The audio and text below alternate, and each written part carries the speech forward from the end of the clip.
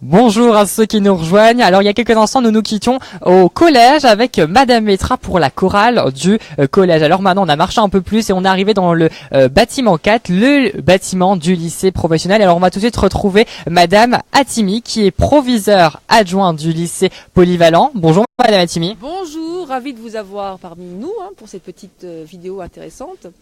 Donc moi, je m'occupe essentiellement de la voie professionnelle, de la voie technologique et des BTS. Alors, vous occupez de cette voie. Est-ce que vous pouvez nous décrire très rapidement les différents bacs que vous proposez au sein du lycée professionnel, les BTS, les 3e prépa pro, au sein de la cité scolaire Juillet d'Aubier de Romba? Alors au niveau de la section d'enseignement professionnel, on a effectivement la 3e prépa pro qui prépare logiquement à une voie professionnelle, mais on peut intégrer quand même une seconde GT. On a 4 bacs, 2 bacs de tertiaire et 2 bacs de la voie, industrielle. Pour les bacs de la voie industrielle, nous avons le bac MEI, maintenance des équipements industriels. Pour également le bac électrotechnique pour la voie industrielle. Et pour la voie vers la voie du tertiaire, nous avons le bac gestion administration et le bac vente. Pour la voie technologique, alors on a le bac STMG et on a aussi la voie e-tech. Donc pour STMG, c'est plus du tertiaire, pour l'e-tech, c'est plus de l'industriel. Et au BTS, on a le BTS CG, comptabilité de gestion, et le BTS CRSA, conception et réalisation des appareils automatisés, il me semble. Si je devais faire un petit... Alors une grande carte de bacs sont proposées ici à la cité scolaire Juillet de Romba. Alors pourquoi ces gens choisissent la branche professionnelle? Alors pourquoi un élève fait son choix d'orientation? D'ailleurs, ça c'est vraiment quelque chose en plus qui est à l'actualité en ce moment avec le fameux Parcoursup où l'élève doit préparer son orientation et savoir déjà ce qu'il a une idée en tout cas de faire. Donc ça c'est la première chose. Un élève s'engage dans une voie professionnelle, une voie technologique quand il a une idée précise, un peu plus précise que la voie générale. La voie générale, ça permet si vous voulez, d'avoir une orientation beaucoup plus large, d'accord? La voie technologique et la voie professionnelle est un peu plus spécifique. C'est-à-dire qu'en voie professionnelle, celui qui fait un bac gestion administration, il sait qu'il va travailler dans les métiers de la gestion d'administration qui sont vastes également. Donc il faut qu'il se renseigne sur les possibilités d'insertion professionnelle qui sont porteuses. Pareil pour le bac vente, pareil pour le bac maintenance d'équipements industriels ou le bac électrotechnique, qui est une voie porteuse de métiers, contrairement à ce qu'on pourrait dire. C'est-à-dire qu'il faut aussi, dans la tête d'un élève, se renseigner sur ses capacités à s'insérer dans la société et s'insérer dans un métier à l'avenir. Donc, il y a des métiers qui sont porteurs. La voie professionnelle est une voie porteuse. Si l'élève veut rapidement s'insérer avec un métier qui a aussi de l'avenir, parce qu'avec un bac pro, vous pouvez évoluer, vous pouvez faire une licence professionnelle également. On ne s'arrête pas au bac pro. Le bac pro, ça peut faire un bac plus 3. Il n'y a aucun problème. Mais si vous avez une idée quand même précise. Pour le bac technologique, c'est un peu pareil. On a quand même une voie, une image un peu plus précise que ce qu'on aurait pour la voie générale. Et pour le BTS, donc après le BTS, compta gestion, c'est souvent des bacs qui font ES ou STMG, même des bacs pro gestion administration qui vont en bac CG, comptabilité gestion. Et pour le bac CRSA, c'est plutôt aussi des élèves qui ont fait aussi des bacs pro dans la voie industrielle ou également des bacs pro dans la voie STMG, la voie e-tech plutôt, voilà, où on peut, les voies technologiques, où on peut également poursuivre ses études dans le supérieur. Alors, ces voies professionnelles sont souvent synonymes de clichés, et afin de casser ces clichés et de clicher ces barrières, vous mettez des projets en place au sein du lycée professionnel. Exactement, parce que, comme je vous l'ai dit tout à l'heure, le bac professionnel, mais également la voie technologique, sont souvent pensés comme une image négative. C'est-à-dire que vont vers les voies professionnelles et les voies technologiques des élèves qui n'auraient pas réussi, entre guillemets, dans la voie générale. Je rappelle qu'on peut très bien échouer dans la voie générale également. Si on n'a pas de projet, on peut également échouer. Donc, nous, notre mission et notre conviction, c'est de prouver que le bac professionnel et le bac technologique sont des bacs porteurs. Et que si on a des projets construits, on peut aller loin et très très loin. Donc on met en place des projets pour rendre visibles ces bacs professionnels, pour rendre visible aussi la voie technologique, à travers notamment un des projets qui s'agissait au niveau de la voie professionnelle, la journée de l'élégance professionnelle, où on demandait à des élèves par leurs vêtements, puisque ce qui est visible c'est ce que l'on voit, de honorer leur voie professionnelle en s'habillant selon eux ce que peut représenter l'élégance professionnelle. Donc au-delà d'une simple image, c'est un vrai message de dire que effectivement la voie professionnelle est porteuse si on y met du sens. Et d'ailleurs ça rejoint les orientations politiques, puisqu'il y a un rapport récent qui est paru concernant la voie professionnelle, qui est considérée comme une voie d'excellence. Et bientôt, en avril notamment, seront votées et discutées à l'Assemblée nationale des véritables décisions pour justement valoriser à égale dignité la voie professionnelle, la voie technologique et la voie générale. Ce qui compte, c'est que l'élève s'épanouisse, réussisse et s'insère. Parce que faire un diplôme et vous n'avez pas de métier, je ne vois pas à quoi ça sert. Merci bien Madame Etienne d'avoir répondu à nos quelques questions. Et si ces filières professionnelles vous intéressent, on vous rappelle que les portes ouvertes sont jusqu'à midi. Vous allez pouvoir venir découvrir les différents ateliers qui sont mis en place à l'occasion de ces journées portes ouvertes. Madame Etienne, on vous quitte pour aller justement à la rencontre d'un de vos professeurs. Merci bien. Alors on est en direct, hein, Madame Monsieur. On va partir à la découverte des ateliers qui sont mis en place à l'occasion des journées portes ouvertes. On va tout de suite à la rencontre d'un professeur, Monsieur Retsch. Il est professeur d'électrotechnique. Il encadre les classes de Mélec. On va tout de suite aller à sa rencontre. Alors avant tout, on va traverser tout le bâtiment 4, ce bâtiment du lycée professionnel. Voilà, et on va parler d'un système du concours L'Or Mécatron, un concours qui s'est déroulé hier après-midi ici à la cité scolaire Jules d'Aubier dans ce bâtiment 4. Alors on va tout de suite aller à la rencontre de Monsieur Ratch et peut-être avec l'un de ses élèves qui a participé à ce concours. Et après, on parlera d'une exposition, d'exposition d'anciens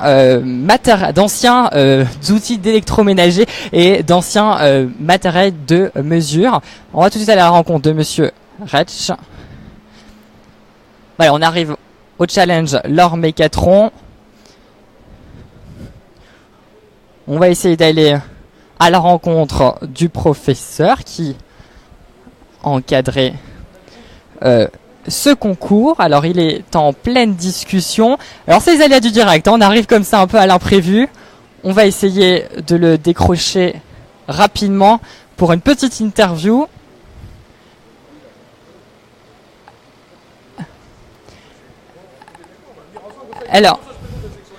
Alors bonjour Monsieur Ratch, vous êtes professeur d'électrotechnique, c'est bien ça, au sein de la cité scolaire Jules d'Aubier de Romba. Est-ce qu'on va pouvoir se diriger vers le système du concours L'Or Mécatron pour vous nous le présenter? On est avec des parents qui sont intéressés justement par leur gamin qui est un peu perdu en troisième et qui serait peut-être intéressé pour faire de l'électricité. Eh ben très bien, on y va ensemble, en direct. Allez, voilà. C'est parti. Alors on va essayer de pas perdre. On va ralentir un petit peu, comme ça on va s'arrêter un petit peu, comme ça en même temps vous allez écouter aussi. Comme ça fait partie des projets. Donc là vous avez le concours L'Or Mécatron, c'est un concours entre établissements scolaires. Donc le lycée de Romba, le lycée de la Briquerie, le lycée de Longwy et le lycée de Verdun. Et il y avait le lycée de Pompée en Meurthe-et-Moselle qui est dû venir mais qui ont des petits soucis donc ils n'ont pas participé. Donc le premier prix challenge L'Or Mécatron de l'innovation, c'est Verdun qui a gagné avec un panneau solaire orientable, c'est-à-dire qu'il est muni d'une horloge atomique et qui suit directement le soleil.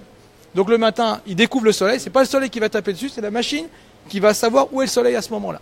Donc ça a gagné le premier prix de l'innovation. Donc ce sont des élèves de Bac Pro Mélec. Donc en Mélec, donc là je me retourne vers le gamin, hein. Voilà en électricité, voilà ce qu'on est capable de faire aussi. Donc il y a ça aussi, donc on a la conception et la réalisation. Donc c'est quelque chose de concret, c'est ce que vous disiez tout à l'heure par rapport aux mathématiques. En électricité, là on voit vraiment quelque chose de concret. Et Romba aussi a gagné un prix, c'est bien ça? Romba a gagné le premier prix de la technologie, donc on va passer à Romba. On va aller se rendre sur le système qui a gagné le premier prix de la technologie. Alors qu'est-ce que c'est cette machine exactement? C'est une machine de tamponnage. Donc c'est une machine qui va tamponner des tampons, hein, qui tamponnent. Donc voilà ce qu'on a tamponné. Voilà, et qui a gagné le premier prix, L'Or Mécatron, de la partie technologique. Donc c'est déjà la deuxième fois que le lycée de Romba gagne. Donc il y a 2 ans, on avait gagné le premier prix l'innovation avec un écraseur de canettes plastiques et canettes métalliques. Et cette année, on a gagné le premier prix de la technologie avec la machine à tamponner. Alors combien de temps ça vous a pris à créer ce prototype, on peut pas appeler ça comme ça, mais cette machine à tampon? Alors, la machine se crée sur 2 ans. Donc les élèves sont en première et on commence la création du projet. L'étude pratique, sur quoi on va parler, sur quoi on va partir. Et en terminale, donc la 2e année, là on fait la partie réalisation. Réalisation électrique. Ici cette année on a du pneumatique et de la programmation par automate, par module logique. Donc c'est un petit ordinateur industriel qui permet de faire fonctionner la machine, soit en mode manuel, soit en mode automatique. Voilà. Donc c'est 6 élèves du lycée de la briquerie de Romba qui ont participé et qui ont gagné. Voilà. Le premier prix. Donc vous avez vu si vous voulez voir la coupe est installée en vitrine juste à côté du magasin. Et Donc vous verrez les deux coupes. Eh ben on ira voir ça et en plus on vous proposera un reportage dans quelques jours sur ce concours qui s'est déroulé hier après-midi ici même. Est-ce qu'on va pouvoir aller ensemble à l'exposition d'appareils de mesure anciens et d'électroménagers? Tout à fait. Alors je vous suis. Hop, Allez, on va aller voir la maquette. On y va. Attention, on tombe pas. Hein. Alors c'est à vous tous ces appareils ou pas? Alors c'est pas à moi. Alors bah là Monsieur Monaco qui est professeur de mathématiques. Voilà, va vous présenter parce que c'est à lui tous ces appareils-là. Ah. Donc voilà, Monsieur Monaco. C'est pas moi, mais c'est un héritage. C'est un héritage. Est-ce que tu peux... Un héritage sur plusieurs générations. Oui. Donc, voilà. C'est un héritage de Monsieur Alors, je vais me... anciennement chemin à Romba, un café fort connu. Et Monsieur Froliger avait donc une boîte d'électrobobinage et lui-même était passionné d'appareils de mesure anciens. Donc voilà. Donc moi, il me les a quand Monsieur Froliger est décédé, Madame Froliger m'a dit écoute, je te confie tout son matériel, tu pourras en faire quelque chose. Et ben voilà, là donc on les expose aujourd'hui. Est-ce que vous nous présentez quelques... Ici voilà, un ampèremètre là, ça c'est un ampèrmètre qui doit avoir je sais pas mais début du siècle hein, mais de 1900 début 20e. Début 20e je pense oui. Très vintage. Après vous avez des appareils qu'on n'utilise pratiquement plus, hein, assez sophistiqués pour l'époque. Là vous avez des appareils encore aussi, ça c'est pour mesurer une résistance en bois. Hein, le bois après a été remplacé par des appareils comme celui-là, un multimètre en bakélite. Hein, c'était des appareils pratiquement les années 40, 50. Appareil de 1 voltmètre, pour mesurer donc une tension. Gros appareil très lourd, industrie allemande, hein, Deutsche Fabrik. Hein. Alors, grosse variété d'appareils de mesure. Grosse variété de mesures, wattmètre, vous avez un petit peu de tout. Hein, vous voyez, voilà. Et là, on arrive par exemple, ça c'est ce qu'on appelle maintenant un multimètre. Ça a évolué, ça a été remplacé par ça. Et on pourrait en mettre encore un bien plus moderne avec affichage digital. Donc voilà. Donc, vu qu'on a une section électrotech, on leur montre un petit peu la différence entre le 4.0 d'aujourd'hui et le 4 moins je sais pas, moins 100 ans quoi. Hein. Voilà. Et juste derrière vous, on a des anciens appareils électroménagers, c'est ça? Des appareils que mon cher collègue a bien voulu exposer, hein, voilà. Voilà. Eh ben, merci bien en tout cas pour toutes ces explications. On pourrait découvrir cette exposition jusqu'à midi. Merci bien Monsieur Retsch d'avoir répondu à nos quelques questions. Et on souhaite. Est-ce que vous reparticipez à ce concours? En mécatron, donc on va s'inscrire donc pour l'année prochaine et le concours ça sera pour 2020.